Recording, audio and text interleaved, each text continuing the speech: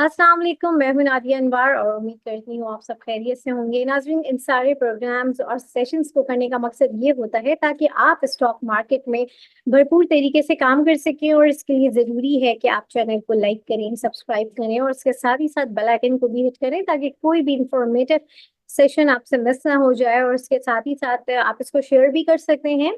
और डिस्क्रिप्शन में व्हाट्सएप का लिंक दिया हुआ है, आप वो भी ज्वाइन कर सकते हैं। उसके थ्रू जो है आप अपडेटेड भी रहेंगे, और साथ ही साथ जो है जो हमारे लाइव सेशन है उसका हिस्सा भी आप बन सकेंगे। और जो है इसके अलावा अगर आप पीएसएमयू की प्रीमियम ग्रुप की एक्सक्लूसिव सर्विस लेना चाहते हैं तो आप वो भी ले सकते हैं। नाजरीन, आज हमारे साथ मेहमान मौजूद हैं। जी हाँ, टॉप लाइन सिक्योरिटीज के सीनियर रिसर्च एनालिस्ट नशद मलिक साहब आज हमारे साथ मौजूद हैं, और उनसे हम बात करेंगे मार्केट के हवाले से। और आप लोगों के सवालात हैं, और जितने भी पार्टिसिपेंट्स हमारे साथ मौजूद हैं उन सबको वेलकम, और उनके सवालात होंगे तो चलें लेट्स वेलकम हिम। अस्सलाम वालेकुम सर। वालेकुम अस्सलाम। थैंक यू, आपने मुझे इनवाइट किया और थैंक यू सब लोगों ने जिन्होंने ज्वाइन किया, सबका थैंक यू। वेलकम सर, और बहुत शुक्रिया आपके वक्त का। और इसके साथ ही साथ सर, सबसे पहले तो जो है मार्केट के हवाले से बात करने से पहले मैं जो है कोर्स के हवाले से बात करना चाहूंगी। जो आपका कोर्स है ये मैं अनाउंस भी मेरे गुज़िश्ता प्रोग्राम में भी अनाउंस किया था, और अभी भी मैं कह रही हूँ कि 15 दिसंबर से जो है इंशाल्लाह बाकायदा क्लासेस जो है वो आगाज होंगी उनकी। और ये जो है जूम पे है, ऑनलाइन है, वीकेंड क्लासेस हैं।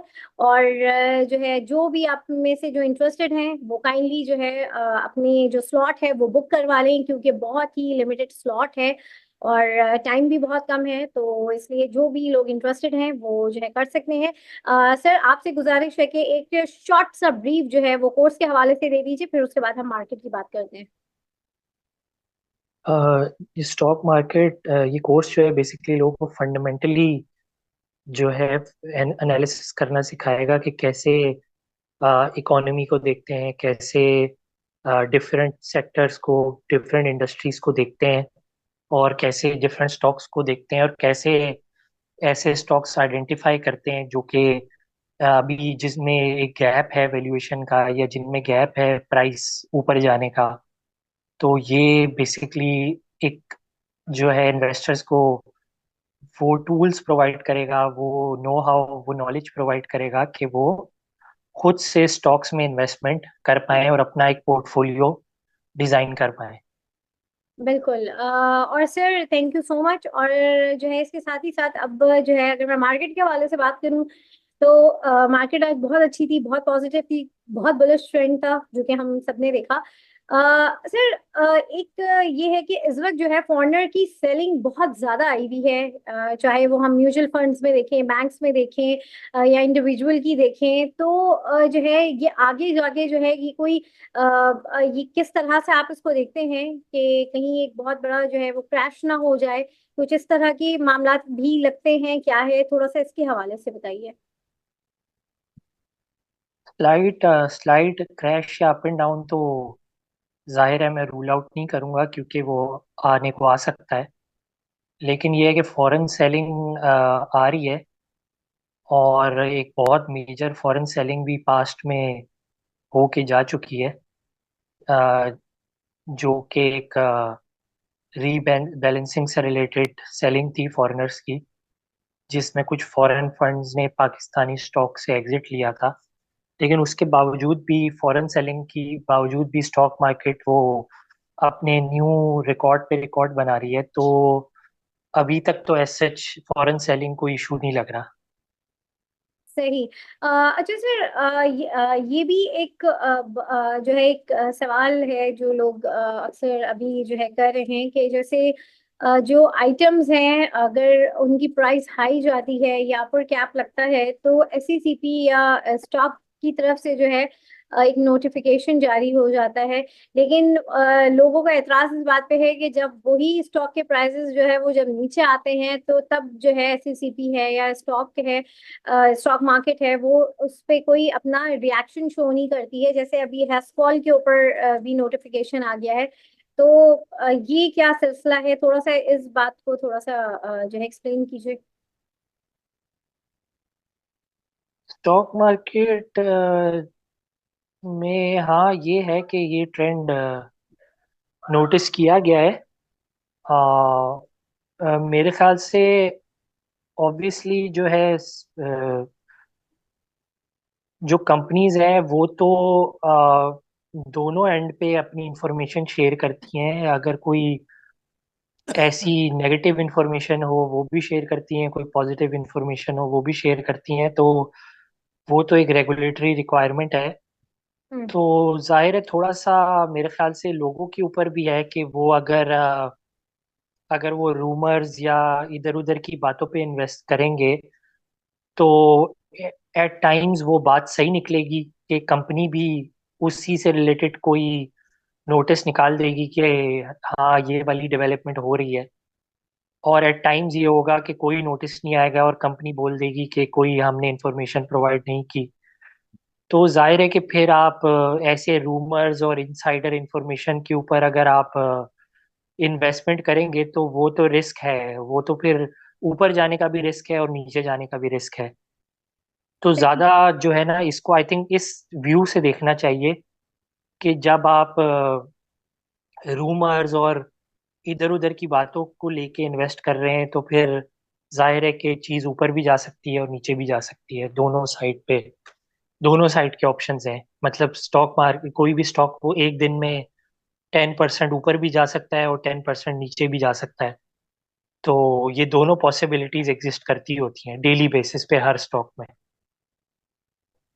बिल्कुल। अच्छा, यहाँ पर हमारे साथ पार्टिसिपेंट्स हैं, आप लोगों के जो सवाल हैं वो आप लोग कर लीजिए क्योंकि टाइम बहुत लिमिटेड है। अच्छा, इनका सवाल आया था आईफोन, आप अपना जरा सवाल कीजिए प्लीज।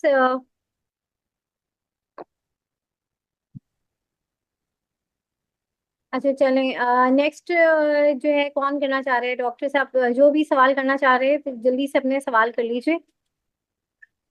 जी, अस्सलाम वालेकुम। मेरी आवाज़ आ रही है? जी जी जी डॉक्टर साहब, बिल्कुल आ रही है, आप अपना सवाल कीजिए। जी, तो मुझे नशीद मलिक साहब से दो बातें पूछनी थी। एक तो इनका एक वीडियो आया था, उसमें इन्होंने टॉमसेल को अपनी टॉप पिक्स में रखा था, काफ़ी अर्सा पहले की बात है। तो टॉमसेल ने राइट्स इशू कर दिए हैं और टॉमसेल की एक्सपोर्ट्स भी हो रही हैं। उसके फंडामेंटल तो बहुत अच्छे हैं, लेकिन ये शेयर काफ़ी देर से स्टक है। तो क्या इस प्राइस पे इसमें एंट्री लेनी चाहिए? ये जो अभी प्राइस चल रही है, ये ऑलमोस्ट कोई 3-4 महीने की एवरेज प्राइस यही है, 33-34 यहीं पे फिर रहा है। जी मेरे ख्याल से तो टॉम सीएल में बिल्कुल एंट्री लेनी चाहिए क्योंकि अगर एक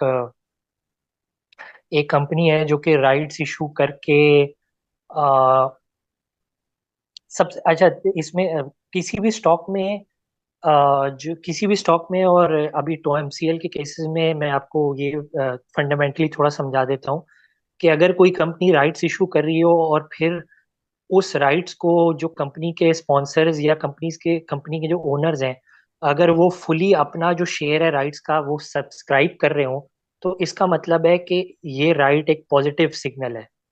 तो अगर ऐसा केस होगा, मोस्ट प्रोबब्ली ऐसा केस ही होगा टॉम सीएल के केस में भी। तो क्योंकि टॉम सीएल जो है वो सर्टन एक्सपेंशंस और सर्टन जो है अपनी प्रोडक्ट्स वगैरह लाइन एक्सपेंड करने के लिए ये राइट कर रही है। अच्छा, इसकी सबसे बड़ी रीजन यही है कि आहिस्ता आहिस्ता इनको चाइना में एक्सपोर्ट करने के लाइसेंसेस मिल रहे हैं। फिर ये कि जो चाइना की एक रेगुलेशंस की रिक्वायरमेंट होती है उनको फुलफिल करने के लिए भी ये बहुत सारा काम कर रहे हैं। तो चाइना में यही है कि चाइना में एक तो मीट के जो सेलिंग मार्जिन्स हैं वो भी बहुत बेहतर हैं और उसके अलावा चाइना में जो पैसा या कैश है वो स्टक भी बहुत कम होता है। तो इस केस में जो है ऐसे ही है कि अगर चाइना में कंपनी अपना शेयर बढ़ा रही है और कर रही है तो टॉमसीएल जो है वो डेफिनेटली लॉन्ग टर्म के लिए होल्ड करके और आप भले ये कर लें, स्ट्रेटजी अपना लें कि जो है ना थोड़ा सा डिप के ऊपर बाय कर लें। लेकिन ये है कि बिलो बिलो 30 टू 35 की रेंज में बहुत अच्छी बाइंग रेंज है। इवन 35 पे भी अच्छी है, लेकिन चलें अगर बहुत ज़्यादा सेफ साइड रखनी है तो 30 से 35 के बीच आप बाइंग कर लें और इसको होल्ड करें। तो टॉमसीएल में आई थिंक ये देखा गया है कि ये नॉर्मली होता है ऐसे स्टॉक्स में, क्योंकि टॉमसीएल ऐसा स्टॉक है जिसमें ना इतनी लिक्विडिटी नहीं होती, इतना वॉल्यूम जी नहीं होता और इतना काम नहीं होता इसमें नॉर्मल हालात में। एट टाइम्स ये है कि बहुत ही कोई न्यूज आ जाए, ये कुछ ऐसी हो जाए, तो एक्स्ट्रॉर्डनरी हालात में फिर इसमें काफी काम हो जाता है। ऐसे स्टॉक्स में फिर यही होता है कि वो चल जाते हैं, फिर वो रुक जाते हैं, फिर वो दोबारा जंप लेते हैं। तो टॉमसीएल में भी यही हुआ था कि ये बहुत अरसे जो है 20 से 25 की रेंज में बहुत अरसे फिरता रहा था। फिर उसके बाद ये है कि वो जब डेवलपमेंट्स हुई तो ऊपर मूव कर गया। जी सर, दूसरा इसी के साथ एक सवाल है कि क्रिस्टियन स्टील एंड अलाइड जो मटेरियल है, सी सैप, इसका एनुअल हम्म। रिजल्ट बहुत अच्छा आया था। इनके पास सुई नादरन के भी कॉन्ट्रैक्ट्स हैं, इनके पास वो कराची के 4 वाला प्रोजेक्ट भी है, और इनकी हम्म। टॉप लाइन बड़ी अच्छी हुई है। और अभी ये जो इनने अल्टर्न एनर्जी में इनके स्टेक्स है वो भी इन्होंने, यानी वो इनको मिल जाएंगे उधर से, यानी बेचेंगे तो, यानी फंडामेंटल भी इसके स्ट्रांग हैं। और यानी पिछले साल इसकी ईपीएस कोई 20 रुपए थी, और ये मिला के भी जो बाकी वो वन टाइम इनके पास डिविडेंड आना है, उधर से इनकम आनी है, अदर इनकम जो है वो भी हम्म। कोई 16-17 रुपए के करीब बनती है। तो इनकी हम्म। एनुअल ईपीएस कोई 30+ के करीब है। तो आप क्या समझते हैं कि ये स्टॉक जो है अपनी, और ये उसमें भी चला गया है, वो जो हमारा इमर्जिंग मार्केट्स में भी, एमएससीआई में भी चला गया है सी सैप जो है, तो क्या हम्म। इसको बाई करना चाहिए करंट लेवल्स पे, और इसके टारगेट्स क्या हो सकते हैं? फंडामेंटल तो मुझे तो स्ट्रांग लगते हैं, बाकी आप ज़्यादा बेहतर जानते होंगे, ज़रा गाइड कीजिएगा। देखें, अगर आप सिर्फ और सिर्फ, आपने बिल्कुल सही फरमाया कि 15-16 रुपए का डिविडेंड आ सकता है सीसैप का ऑल्टर्न एनर्जी के थ्रू। तो आप उसी पे देख लें कि आपको और कौन सा ऐसा स्टॉक है जो कि 117 रुपए का हो और वो 15 रुपए का डिविडेंड दे सकता हो। तो जो है ना, ऐसे केस में ऐसे केस में फिर ऐसे केस में फिर 15 रुपए के डिविडेंड दे सकते हैं। दूसरा ये कि सीसैप का ये है कि एक टाइम ऐसा था कि इसके ना लिक्विडिटी के इश्यूज और वर्किंग कैपिटल के इश्यूज की वजह से ये प्रॉपर काम नहीं कर पा रहा था, क्योंकि अ, तकरीबन 3-4 साल हो गए हैं कि ये जो है ना मोटे मोटे डायमीटर के पाइप्स जो है वो बनाता है। तो इस जी डायमीटर के पाइप्स जो है वो और कोई कंपनी पाकिस्तान में नहीं बनाती। तो इसमें जी होता यूजुअली यही है कि सीसैप ही जो है ना, नॉर्मली जो टेंडर या कॉन्ट्रैक्ट होते हैं एसएनजीपी के, एसएसजीसी के, और दूसरे जो वाटर से रिलेटेड या गवर्नमेंट से रिलेटेड जो भी प्रोजेक्ट्स हैं, वो फिर इन्हीं को मिल जाते हैं, क्योंकि ये लोकल कंपनी है और ये बेहतर कॉन्ट्रैक्ट ऑफर करती है कंपेयर टू चाइना या दूसरी इंपोर्टेड जो डायमीटर के पाइप्स आते हैं। और उसके अलावा जी अगर मैं आपको बताऊं तो ये सीसैप जो है ना वो सीसैप के ये है कि पॉलिटिकल कॉन्टेक्ट्स भी बहुत स्ट्रांग है, क्योंकि जी जी इनकी जो ओनरशिप वगैरह है उनकी बहुत स्ट्रांग एफिलिएशन है जो है शरीफ फैमिली के साथ। तो गवर्नमेंट भी उन्हीं की है। और ये है कि ये मोटे डायमीटर का पाइप भी सिर्फ यही बनाते हैं जो 84 इंच और 56 इंच और 64 इंच के डायमीटर के पाइप्स हैं, जो कि नॉर्मली वाटर ट्रांसपोर्टेशन में यूज होते हैं या गैस ट्रांसपोर्टेशन वगैरह में यूज होते हैं लॉन्ग डिस्टेंसेस पे। तो डेफिनेटली पाकिस्तान में गवर्नमेंट की स्पेंडिंग और प्रोजेक्ट्स वगैरह तो बढ़ेंगे ही अभी गोइंग फॉरवर्ड। तो ऐसे केस में सीसैप को ही सारे प्रोजेक्ट्स मिलेंगे। तो ये है कि बिल्कुल अच्छा लगता है मुझे सीसैप। और ये है सारा इसकी स्टोरी।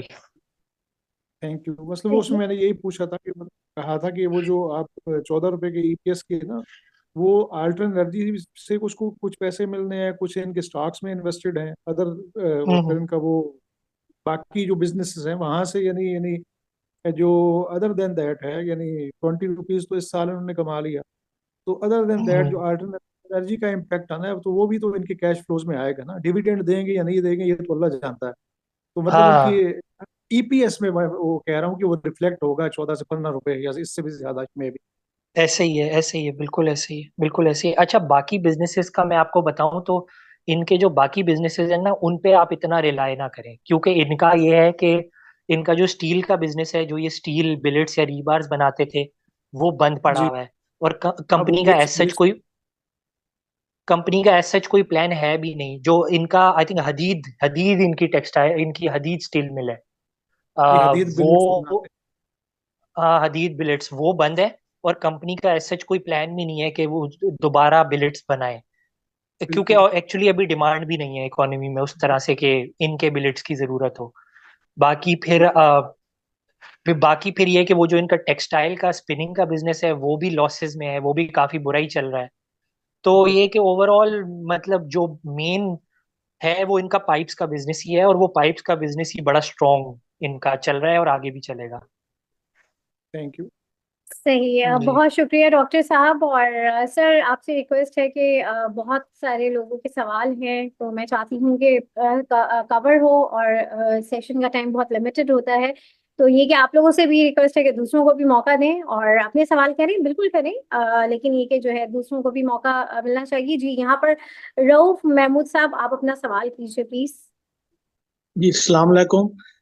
मेरा सवाल है कि मैंने मलिक साहब से ये पता करना है कि एक तो पीआईए के बारे में बताएं, और दूसरे नंबर पे इन्होंने कहा था आज से 4 दिन पहले कि हैश कॉल कभी भी नहीं निकल सकता इससे ना, अपने डिफॉल्टर सेगमेंट से।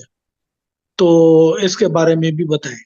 और मैं एक और बात करना चाह रहा हूँ कि नादिया अनवार साहबा बहुत ही अच्छा प्रोग्राम कंडक्ट करती हैं, और इनकी बॉडी लैंग्वेज प्रोफेशनल है, और she is a very nice, मतलब इनका प्रोग्राम बहुत अच्छा होता है।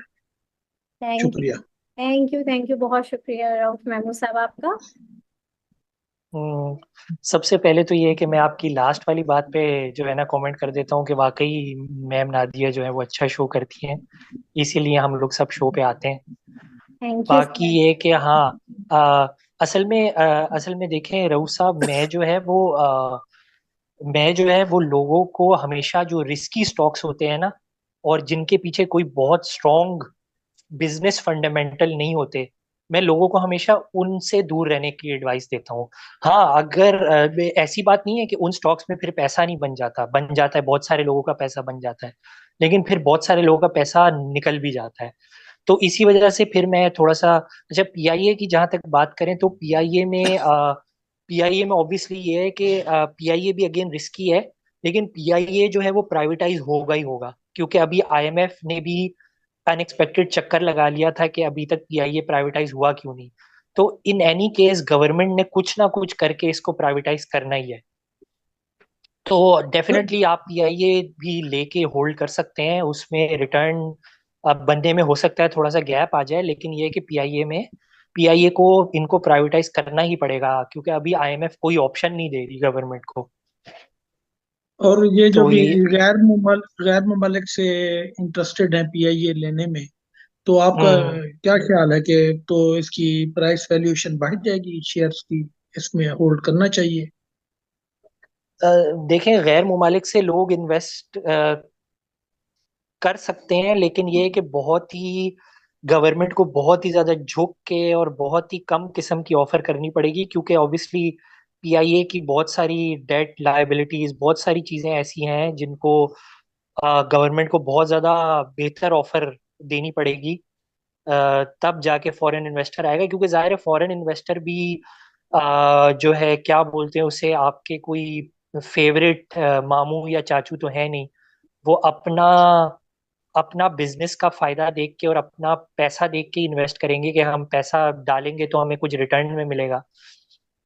तो पीआईए में बहुत सारे ऐसे फॉल्ट्स हैं जिसकी वजह से ये है कि फॉरेन इन्वेस्टर्स पैसे डालेंगे तो 2-3 साल एटलीस्ट लग जाएंगे उनको रिटर्न बनने में।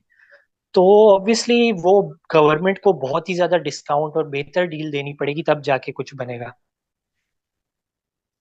इन द लेकिन एंड ये लेकिन बता दें, इन द एंड सिर्फ ये बता दें कि इसके शेयर्स को होल्ड करना चाहिए या नहीं करना चाहिए? ये होल्ड करना चाहिए, बिल्कुल अच्छा होल्ड ठीक करना ठीक है, चाहिए। शुक्रिया। जी जी, बहुत होल्ड शुक्रिया करना सर। चाहिए। बहुत शुक्रिया रऊफ साहब। जी, माजिद इफ्तिखार साहब, आप अपना सवाल कीजिए प्लीज। हाँ जी, अस्सलाम वालेकुम। वालेकुम सलाम। सबसे पहले तो ये मैम नादिया की वैसे तारीफें हो गई हैं, तो आज इनका शुक्रिया नहीं अदा करेंगे। तो दूसरा मेरा सर क्वेश्चन ये था कि जैसे बैंक्स के बारे में आ रहा है कि बैंक्स जो हैं अपने जो लार्ज जो उनके जो डिपॉजिटर्स हैं इनके ऊपर कोई सर्विस चार्जेस लगा रहे हैं कोई मंथली बेसिस के ऊपर। तमाम बैंक्स के मैं देख रहा हूँ कि न्यूज़ेज आ रही हैं। तो आप इसको कैसे देखते हैं कि जो बड़े जो डिपॉजिटर्स हैं वो अपने पैसे को क्या शिफ्ट कर लेंगे, इसके बैंक की प्रॉफिटेबिलिटी पे क्या इसका इफेक्ट आएगा? और दूसरा मैं आज पढ़ रहा था कि गवर्नमेंट कोई टैक्स जो है ना हॉलीडे वगैरह या फिर टैक्स में कोई इंसेंटिव देना चाह रही है जो पोटेंशियल बायर होगा पीआईए का। तो वो भी इस किस्म की भी कोई न्यूज़ेज आ रही है मार्केट में। तो मेरा जो मेन क्वेश्चन था वो तो बैंक्स के जो सर्विस चार्जेस लगा रहे हैं उसके बारे में था। तो उसके बारे में आप काइंडली अगर कोई रिव्यू हो तो वो आप दे दीजिएगा अपना। Thank you. हम्म, जी माजिद साहब, आप आई थिंक ऑलमोस्ट हर शो में ही आते हैं, तो आपका बहुत शुक्रिया कि आप अटेंड करते हैं तकरीबन सारे शोज ही। तो बाकी है कि पीआईए के ऊपर मैं कमेंट ऑलरेडी कर चुका हूँ। पीआईए में यही है कि कुछ ना कुछ होगा और गवर्नमेंट को ये टैक्स हॉलिडे या किसी किस्म की कुछ ना कुछ डील, कोई अच्छी ऑफर या डील देनी पड़ेगी, तब जाके कोई भी इन्वेस्टर आएगा, चाहे वो लोकल हो चाहे वो फॉरेन हो। तो बाकी ये है कि और अब पता नहीं हम लोग इतना फॉरेन फॉरेन इन्वेस्टर क्यों करते हैं, मुझे ये बात समझ नहीं आती। पाकिस्तान के अंदर भी बहुत सारे केपेबल लोग हैं जो कि एक एयरलाइन को चला सकते हैं और पीआईए को प्रॉफिटेबल कर सकते हैं। बस आप यही है कि एक्सपर्ट्स के हाथ में दे दें पीआईए को, चाहे वो लोकल हो चाहे वो फॉरेन हो, जिनको जिनका काम हो या जिनको ये आता हो। गवर्नमेंट को तो दूर ही रहना चाहिए हर चीज से। बाकी ये है कि जो है दूसरा आपका सवाल था कि दूसरा सवाल किस चीज से रिलेटेड था आपका? सर वो मैं हाँ, थोड़ा सा दूसरा बात सवाल ऐड। बैंक से। हाँ हाँ, बैंक से रिलेटेड था।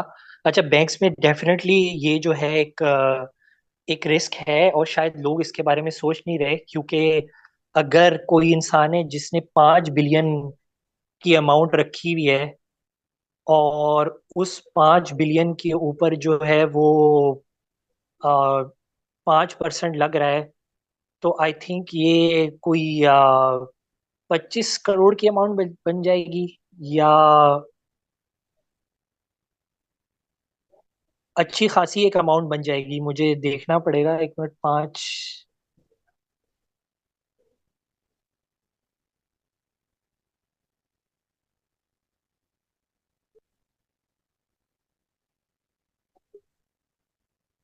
ठीक है, 25, तकरीबन 25 करोड़ की अमाउंट बन जाएगी।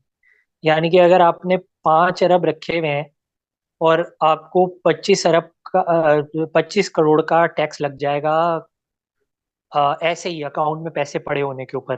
तो डेफिनेटली आप देख लें कि कोई अमीर आदमी है जिसने 5 अरब रखे हुए हैं, वो ऐसे 25 करोड़ का नुकसान तो नहीं उठाएगा। तो कुड भी के जो है ऐसे केस में जो पैसे हैं वो रीडायरेक्ट हो सकते हैं किसी दूसरे एसेट्स में। वो एसेट्स अब रियल एस्टेट भी हो सकता है, वो स्टॉक मार्केट भी हो सकता है। तो ये डेफिनेटली पॉसिबिलिटी है, और ये जो है बैंक्स की डिपॉजिट ग्रोथ के लिए रिस्क होगा बहुत बड़ा।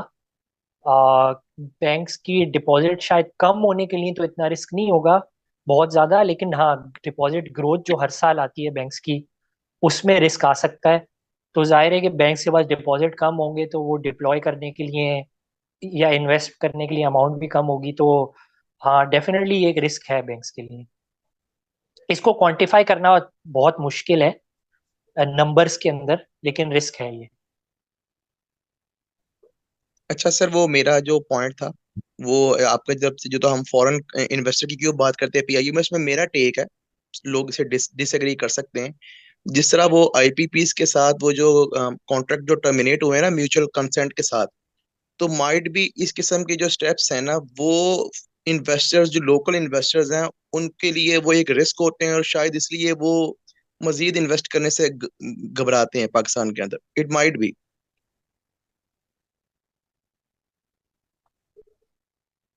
बिल्कुल ऐसे ही है, बिल्कुल ऐसे ही है। बिल्कुल ऐसे ही है कि ये एक बहुत नेगेटिव परसेप्शन क्रिएट करता है, क्योंकि लोग जो है वो नॉर्मली शायद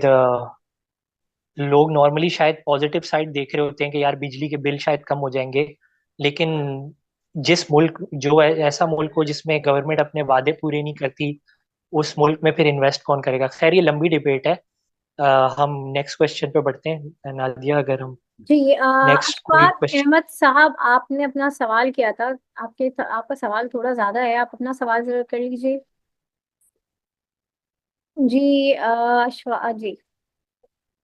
जी, मेरा सवाल ये था कि ये जो हबको जो है उसके हवाले से ये पूछना था कि इनका एक्सपेंशन कब तक मुकम्मल हो जाएगा और इसकी क्या एक्सपेक्टेड वैल्यू लगती है अपकमिंग जून ईयर एंड में।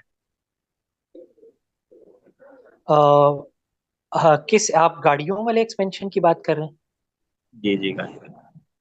अच्छा, गाड़ियों वाले एक्सपेंशन का ये कि वो थोड़ा सा लंबा प्रोजेक्ट है, क्योंकि अभी तक तो उनकी जो है वो एज सच जो उन्होंने गाड़ियां मंगवा के सेल करनी थी बाहर से मार्केट टेस्ट करने के लिए, उसकी भी बुकिंग स्टार्ट नहीं हुई।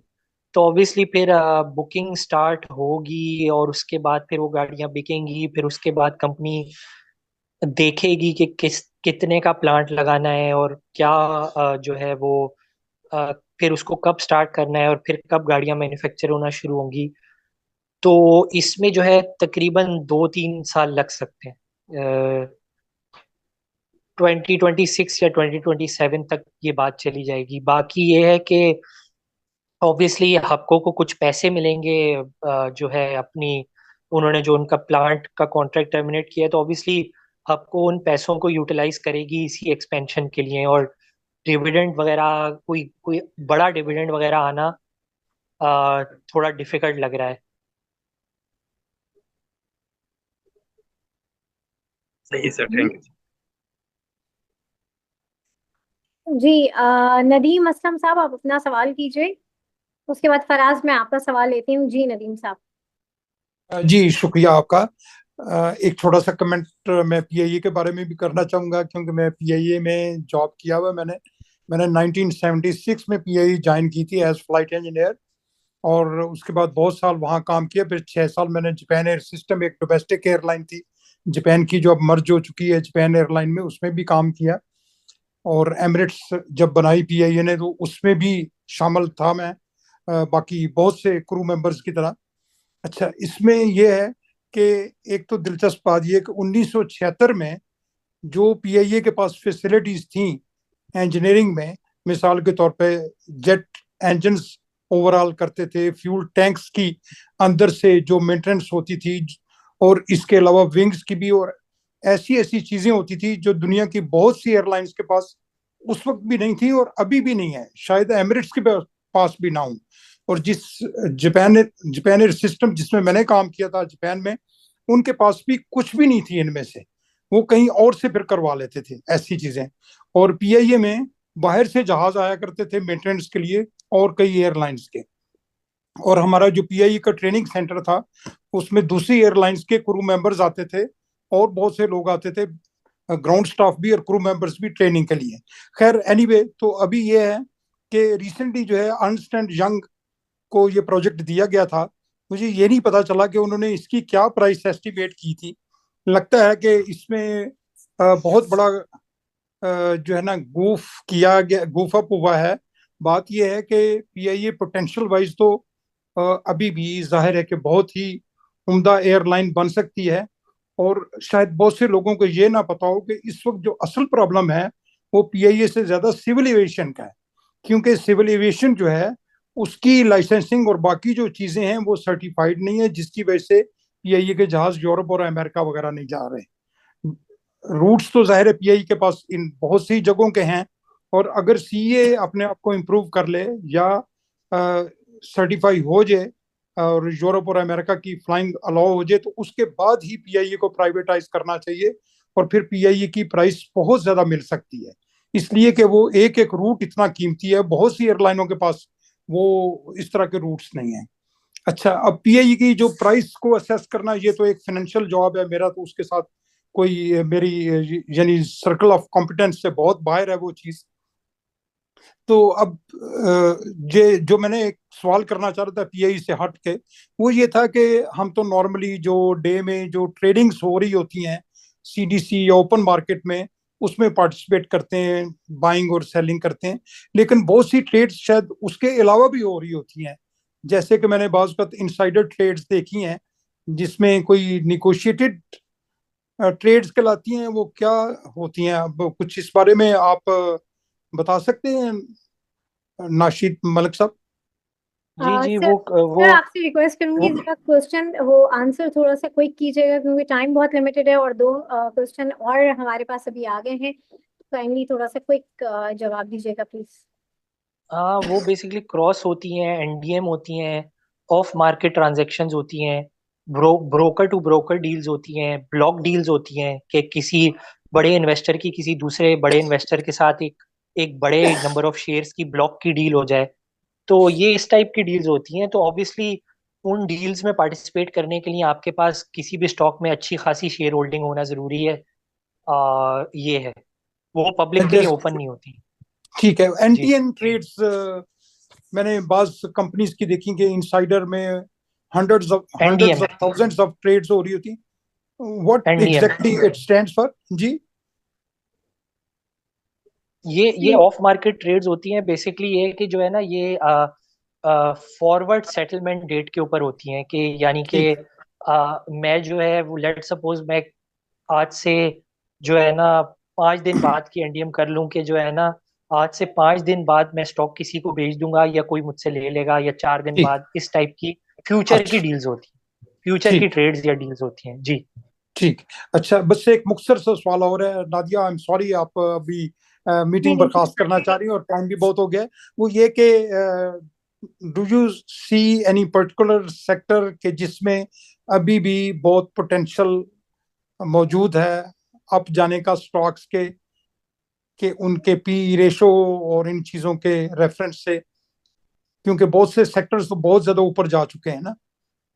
हाँ, इंश्योरेंस वगैरह ऐसा सेक्टर है जो अभी तक भी लो पीस के ऊपर है। फिर उसके अलावा जो है वो पीएसएक्स, जो पीएसएक्स खुद स्टॉक है, उसको जी देखा जी जा सकता है। ठीक तो ये इस टाइप के कुछ हैं साइड आइटम्स या चीजें जिनको देखा जा सकता है। ठीक है, थैंक यू वेरी मच। जी, से, थैंक यू। फराज आपका सवाल है प्लीज जल्दी कीजिए क्योंकि सिर्फ 4 मिनट रह गए वालेकुम। और हमें जी वालेकुम सलाम जल्दी से अपना सवाल कर जी लीजिए। सर, मुझे एयरलिंक के बारे में पूछना था कि ये एक ट्रेन में स्ट्रक हो गया है 122 से 132 तक। तो इनका पूछना था कि इतना स्ट्रक क्यों है, मतलब कि इतनी मूवमेंट नहीं हो रही इसमें। हाँ, बस वो थोड़ा मोमेंटम लूज हो गया होगा क्योंकि काफी चल गया है, लेकिन इस रेंज में अच्छा है, बाई बनता है इस रेंज में भी एयरलिंक। और सर टाटा सीमेंट की बाइंग रेंज। टाटा सीमेंट का ये है कि अगर आपने बहुत सेफ खेलना है तो आप 100 से 110 के बीच इसको बाय करें, अगर बहुत सेफ खेलना है तो। जी शुक्रिया सर। बाकी हाँ, और 120 से 130 के बीच के लेवल पे सेल कर दें, ये अराउंड इस तरह से देखें इसको। जी सर शुक्रिया। सही। जी कासिम आप अपना सवाल कर लीजिए। इन्होंने जीएचजीएल के हवाले से सवाल किया था कासिम का, जरा जल्दी से क्विक आप सर हाँ, प्लीज। GHGL गनी ग्लास वो मतलब ये इन साहब की बहुत लक है कि मैंने अभी रिसेंटली गनी ग्लास को देखा है। गनी ग्लास का ये है कि जाहिर है कि वो दो बड़े ग्लास प्लेयर्स हैं, गनी ग्लास, तारिक ग्लास। पाकिस्तान में ग्लास की अभी डिमांड नहीं है क्योंकि सीमेंट की डिमांड भी नहीं है।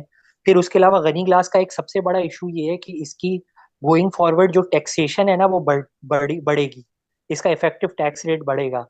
तो गनी ग्लास जो है वो मतलब एज सच मुझे अभी फिलहाल तो नहीं समझ आ रहा।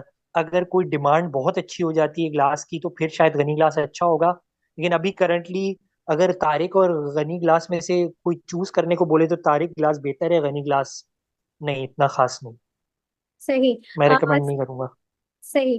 सर अब मैं ये चाहूंगी कि अब जो है मार्केट के हवाले से जो है एक आप दिन के नेक्स्ट जो है कैसा देख रहे हैं इस वीक मार्केट को, कि ये बुलिश ट्रेंड अपना टाइम रहेगा, क्या मशवरा देंगे इन्वेस्टर को? और इसके साथ ही साथ जो टॉपिक है the most important part of our program, आप टॉपिक भी बता दी, सिर्फ 2 मिनट रह गए हैं तो जरा क्विक सा।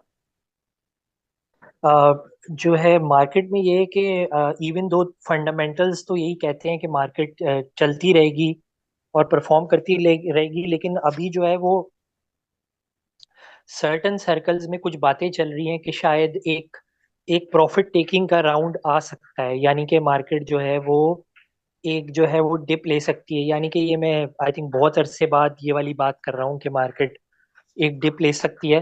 तो इस किस्म की बातें चल रही हैं। अब ऑब्वियसली बातें और रूमर्स और उसकी प्रिडिक्शन तो कोई भी नहीं कर सकता, लेकिन अगर एक बहुत सारा एक बड़ा चंक ऑफ इन्वेस्टर एक सर्टन वे में सोच रहा हो तो फिर वो चीज रियलाइज भी हो जाती है। यानी कि एट टाइम्स ये होता है कि अगर आप माइंड में बना लें कि मैं बीमार हूँ, तो बीमार आप हो भी जाते हैं। तो ये एक केस आ सकता है, एक डिप आ सकता है, एक प्रॉफिट टेकिंग का एक राउंड आ सकता है। लेकिन ऑब्वियसली अगर प्रॉफिट टेकिंग या डिप का राउंड आए तो आप फिर बाइंग करें उस केस में। और जो है, और उसके अलावा अगर आपने टॉप पिक की बात की, तो टॉप पिक मैं आजकल थोड़ी डिफरेंट दे रहा हूँ। तो टॉप पिक मेरी होगी पाकिस्तान टोबैको, क्योंकि पाकिस्तान टोबैको अब डिविडेंड भी अच्छा दे रहा है और थोड़ा सा अंडर वैल्यूड भी लगता है मुझे। सही सही है। सिर्फ Pakistan tobacco is the topic of today. Okay, बहुत शुक्रिया नशद सर आपका, और हमारे जितने भी पार्टिसिपेंट्स हैं आप लोगों का भी बहुत शुक्रिया। और इसके साथ ही साथ जो है मैं आज के सेशन से इजाजत लूंगी। इंशाल्लाह आप लोगों से फिर मुलाकात होगी, तब तक के लिए अल्लाह हाफिज। Thank you sir.